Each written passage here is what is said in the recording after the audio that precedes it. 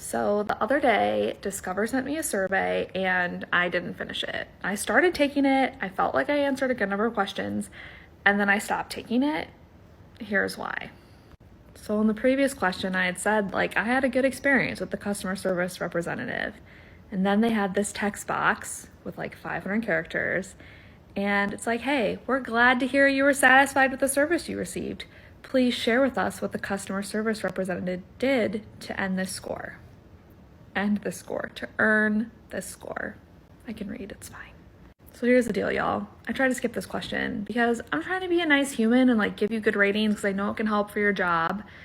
But also I got stuff to do and I don't want to type in this box. So I try to click next and proceed and it doesn't let me. See this big error at the top? It's hey, you left this question unanswered. And I can't get to the rest of the survey until I type something in this box. So what did I do? I X'd out of the survey. I didn't finish it. I didn't submit it because I was annoyed. I was just I don't want to type anything in the box. I'm done. Sorry.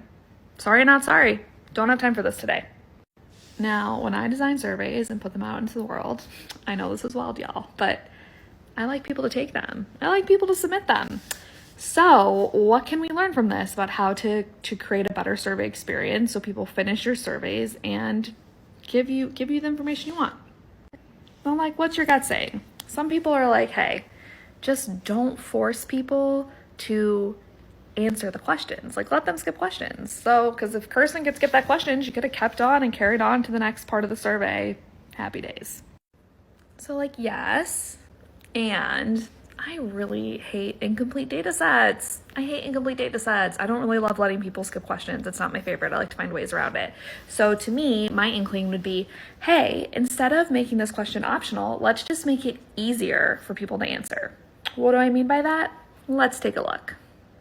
So in this case, what I would want to do is sit down with Discover. If Discover was my client, I'd be hey, what are some possible reasons that a person might be satisfied with their customer service representative? Could it be that they listened to me, they answered my question? We'd come up with all these possibilities, and then we'd put another. And maybe we'd say check all that apply, right? So you can check multiple reasons that you're satisfied. That would make it so much easier to answer this. Now, if you're thinking, well, what if they weren't satisfied? None of those choices would work. You are correct, they wouldn't. But if they said they weren't satisfied, you could have a whole different set of options show up with possibilities for why they may not have been satisfied. This would just make this question so much easier.